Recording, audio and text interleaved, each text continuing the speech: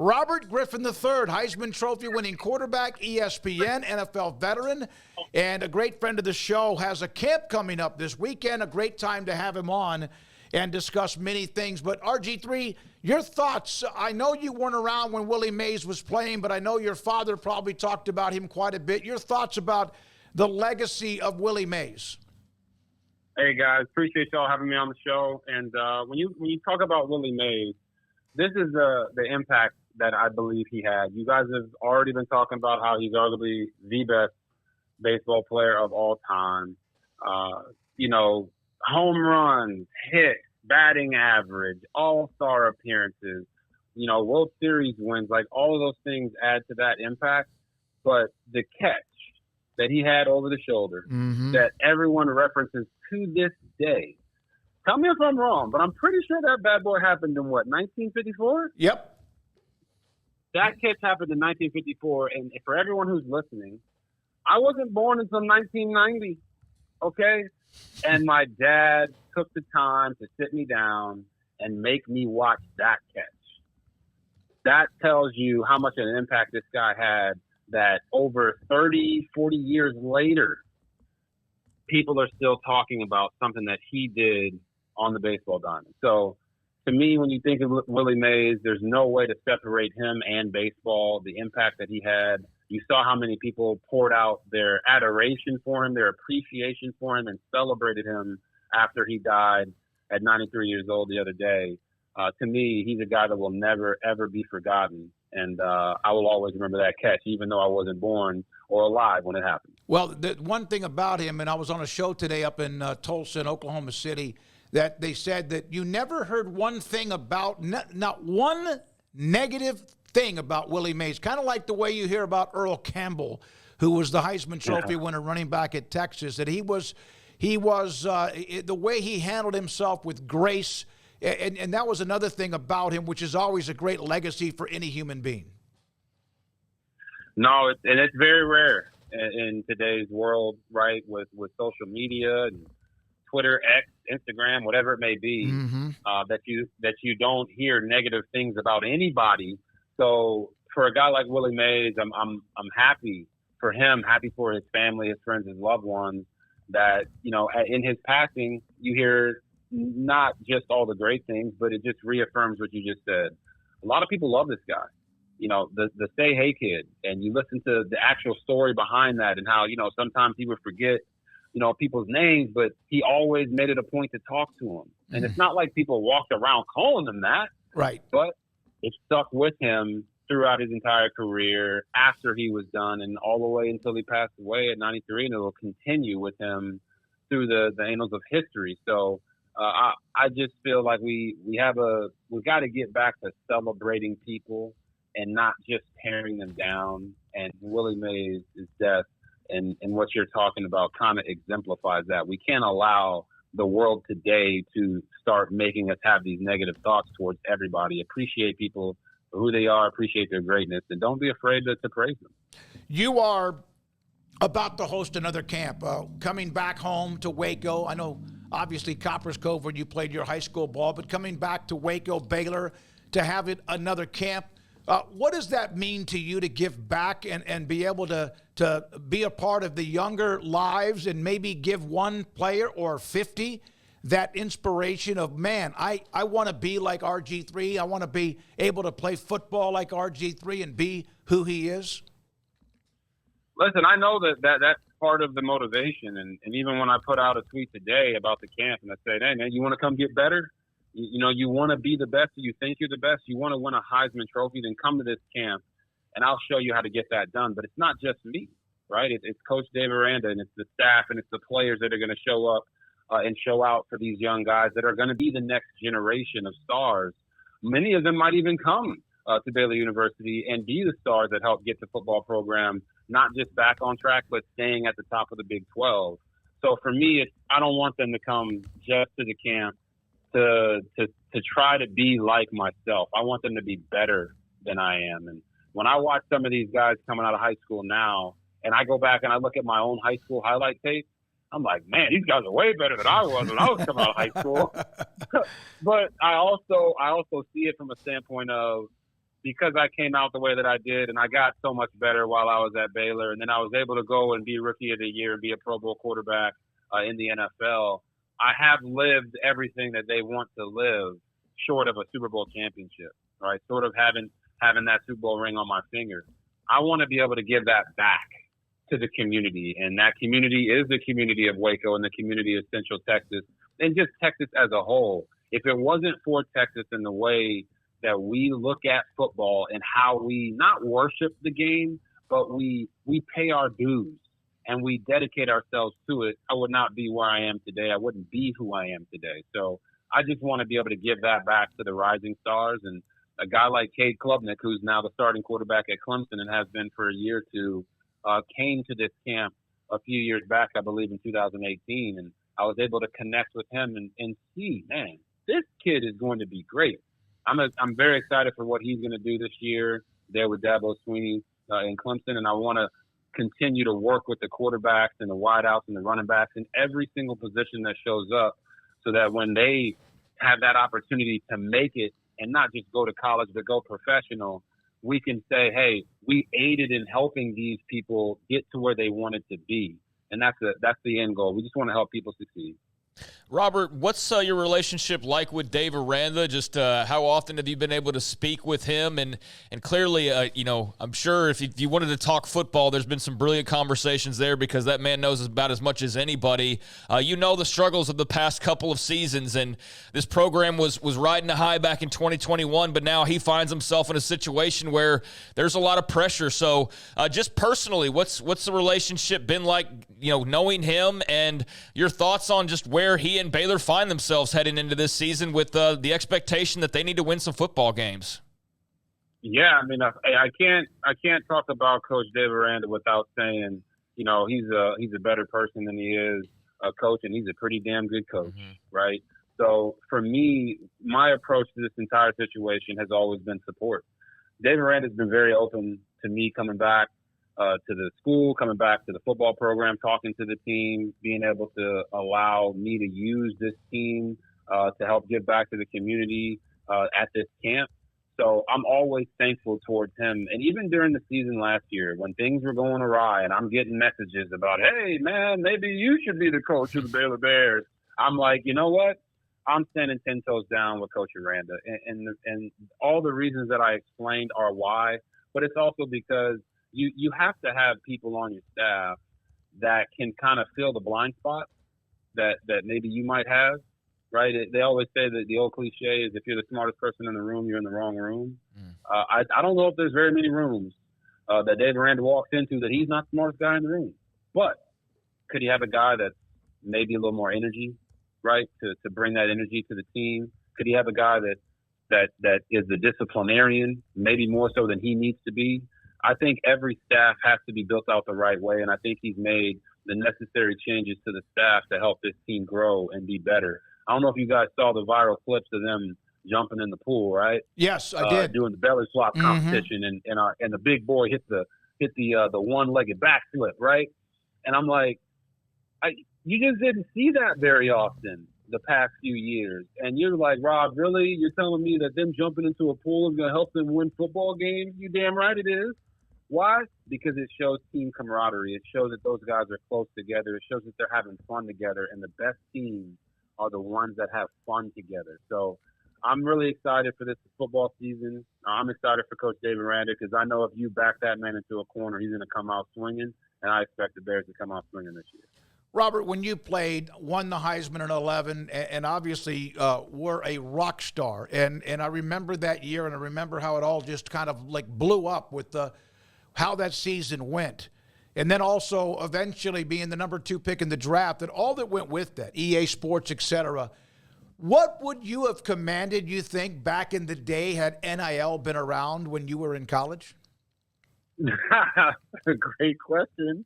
I've already said that I do think that the NCAA and the power conferences should go back further than, I believe it's 2016 right now, to give back pay to student athletes who missed out on NIL. I think it should go back at least 25 years.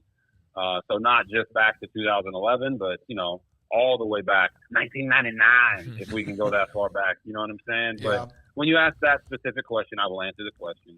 I think when you look at what we were able to accomplish, getting Baylor out of the rut that it was in, and winning a Heisman Trophy at a university that has never experienced that, having the fans, Baylor Nation, be able to be visible and be seen by the country when it felt like we were ignored for such a long time. I don't think you can put a price on that. I know what the price was that was told to me was over $500 million was raised after the Heisman Trophy.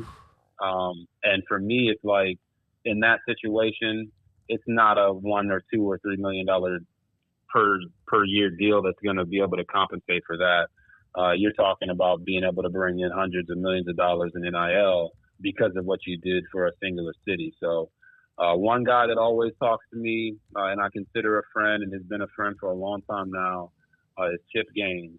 And every single time I see him, he says, thank you, because Magnolia, what Waco has become, I don't know if you guys even remember what Waco looked like when we first got there in 2008. By the time we left in 2011, it was much more beautiful. But now in 2024, oh my gosh, it's like it was like almost a third world country back in 2008 compared to what it looks like right now. So I can't necessarily put a number on it, but I do know that we would have brought in a lot. And my family is secure and safe and doing really great because of all the blessings that God has put in our life. But needless to say, I probably would have went to the NFL and been in a much different situation. Yeah, it would have been insane. I know you probably don't even want to think about that too much, but it is evident all across town. It's evident every time anybody drives by that football stadium of what you contributed, and it goes well beyond that. But that's always a quick reminder there. He mentioned the video game cover. As you well know, the NCAA football game is back for the first time in several years. You've had so many honors during your career, but where does that one rank just in terms of being unique and just being something pretty cool that maybe you never thought about happening, but you were able to experience? And are you a game player? Are you going to be checking out the new NCAA game? Yeah, I'll answer those backwards. So, yes, I will be checking out the new EA college football game. Really excited. See those guys being on the cover, whether it's you or from Texas. I know it's Texas, but listen, guys, you gotta support everybody in this endeavor when they're bringing back such an iconic game. And then you also got Travis Hunter and then the running back over there from Michigan, Donovan Edwards. So I think it's a very exciting time for gamers. I was a gamer. I was a guy that spent, I'm not lying to you guys, 200, 300 hours building dynasties and taking schools like Baylor or Florida State from being, top 25 to number one in the country, winning the Heisman Trophy, doing all those things. So I really visualized those things and had a great time with it. But being on the cover to me kind of goes back to what would I have done with NIL back in the day. I'd have done the same thing I did with the cover.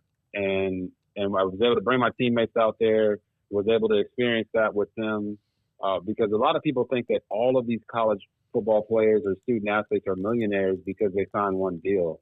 Very few of them are millionaires, but it's how you can impact a team and have that appreciation for them when you get back and when you do make that deal. Take care of your offensive line, get your receivers some things, allow those DBs who are picking off passes and getting you the ball back to kind of share in those benefits with you. And I think that's what I think about most when I look at the cover. It was never something I ever thought about.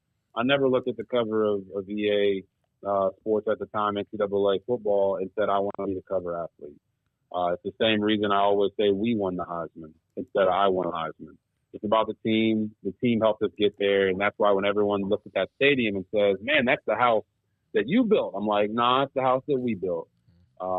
Even the years in 2009 when I ended up getting hurt and I tore my ACL and I didn't get a chance to allow J.D. Walton and Jordan Lake to get an opportunity to go out there and be, get to a bowl game or win a bowl game. Those things weighed heavy on me. So I feel like with the cover, it's just more about the team and how the city was able to kind of embrace that process. It was a lot of fun. You mentioned how much that might have been valued at that year you won the Heisman. When you threw the touchdown pass to Terrence Williams, I have people that back in the day in Baylor athletics that said that their phones started blowing up we have to build the stadium. That was always one of the dreams, to have it on campus. But when that pass was caught in the corner of the end zone, it was like, oh my God. That literally, I think they may have raised a ton of money just on text messages that night. Did you realize the impact of that one throw? I did not in the moment. I did not understand it at all. But I can tell you right now, guys, it wasn't supposed to happen. Yeah, that's exactly right. Yeah, it wasn't supposed to happen. And I know you guys know this story, but maybe everybody else doesn't. But Coach told me right before that play, he said, "Hey, man, listen, if it ain't there, throw it away. Don't scramble. Don't do anything." And what did I do? I went out there and scrambled to the left because left tackle got beat just slightly. And when I was coming back to find T-Dub, everyone on the team knew this, but when I scrambled, he was the first person I looked for because he was the quarterback's best friend. And he was running a seam route towards the post. When I threw the football, he was still running towards the post. And when I say the post, like that upright to the right side of the field, I threw him back to the back corner of the end zone because I knew he would get there. And I didn't even see the ball completed. I got hit right after I threw it. But Cam Caulfield, still one of my best friends to this day, picked me up after T-Dub caught it, and just the elation in his voice, I will never forget. Oh my God, we have to get it! I will never forget that, and I'll never forget that when the ball was in the air, I could hear Coach Browse screaming, "No!" And then when it was caught, you couldn't hear anything. Yeah, I mean, it was that loud. So I'm very thankful for that moment. Obviously, beating Oklahoma in the way that we did obviously aided into why we were able to win the Heisman. But I'm just thankful that the university has continued to benefit from those years back then. And there's an expectation now for Baylor to be great. We just got to get back to making sure it's more consistent. Robert, I know that you love seeing the players get paid. That's long overdue. We've touched on that. I think most people that are reasonable agree with that should have been happening a long time ago. But now that the pendulum has swung, the conference, the Big 12 that you played in is hardly recognizable in 2024 compared to when you played in it. It might not even be called the Big 12 for much longer. There's just so much shifting. Just what do you make when you observe from the outside or talk to people on the inside about just where sort of college football is as a game right now? What fascinates you? Maybe what concerns you, if anything? Just what are your thoughts in general on where the sport finds itself now? Yeah, I mean, that's a heavy question because the first thing that comes to my mind is, yes, I'm very excited for the players that they're going to, start sharing in TV revenue and they're getting paid because all these brands have been built off the backs of these student athletes for since the beginning of time, essentially, since the beginning of these universities. When you think back to these schools, you think of two things. You think of the coaches that coached them, and you think of the players that were the stars. Not very often do you think of who the president of the university was. Not very often do you think of who the teachers are. And it's not to kind of paint that in a bad light. It's just these are the people who have aided most in building all of these teams up. But the other part for me, I'm not as worried as other people when they call it the Wild Wild West, because I believe that NIL has leveled the playing field in a sense. Because if I'm a quarterback coming out of high school and this school, Texas, Alabama, whatever, has paid this quarterback $3 million, I'm probably not going there. If it was a class of 24 and now I'm a class of 25, I'll probably go somewhere else because they paid that guy a bunch of money. They're going to be inclined to play him. So in a sense, it allows other universities and other schools to get very high quality players, come play for them, and allow there to be a little bit more parity in college football. And I think we have seen that over the past few years. The concerning part for me is two things. One, high school recruitment has been absolutely demolished because why would a coach go get a 2 or 3 star player out of high school when he can go get a 4 or 5 star transfer from a school that's not playing, right? Whether it be a Georgia, Alabama, USC, those coaches are going to take those guys. They're going to take that Deion Sanders, Coach Prime approach to get their team ready right away because they got to win right away. And the other concerning part for me, guys, is just the travel. Who would have ever thought that USC and Washington and Oregon would be in the Big Ten, right? Like playing against Penn State in the snow. Like that is something that I think we have to be cognizant of, even if it's going to go to this big mega conference type of thing. these student athletes, yes, they're getting paid, but they're not getting paid to continue to get taken advantage of. So we got to make sure that the travel is right and the schedules are right, and that we're not compromising these young athletes' educational process, because at the end of the day, you guys all know 99% of them are probably not going to be professional athletes when you look at the complete college football or college sports environment. So we got to make sure we're not stressing them too thin or spreading them too thin, and taking care of their mental health. I think that's got to be a massive focus here moving forward. It can't just be all about the Benjamins. I remember the event in New York, Robert, when you had the EA Sports unveiling. It was at a really nice place, and you obviously, Craig, brought that up on the cover. I brought it up too. What was, if you don't mind, did you get wined and dined a lot, or was there, like, the players are all going to get like $600 or whatever if they opt in to use their name, image, likeness, and EA Sports is going to pay them that? Did you get also on top of that, since your career was over, did you get paid for being the cover boy? Oh yeah, I got paid. I got paid for being the cover athlete, but It was because I was leaving. If you guys remember at that time, obviously NIL was not a thing, right? But you couldn't be on the cover unless you were going pro. Okay. So yes, you win the Heisman, but if I had decided to come back for my redshirt senior year, I would not have been the cover athlete on, what was it, NCAA 13. So that's why you've seen some of those covers. And I'm not, listen, every cover athlete deserves it, right? They all got their opportunity. But some of those covers, you're like, why didn't they use this guy? Well, they didn't use that guy because they couldn't. Now, because of NIL and because you can pay athletes, you can get current players on the cover. And I think we'll see a little bit of a mix of both moving forward. If the game pops off like I believe it will, and I know the people want it to, I think you'll see sometimes where the cover athlete is a current athlete, and then other times it's a guy that's going pro.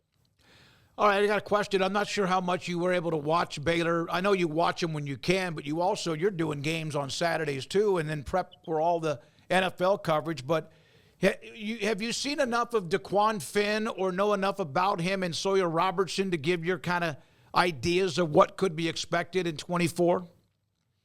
Yeah, I mean, I really have, and I had a great conversation with Sawyer Robertson last year at the football camp that we have, the RG3 Football Academy.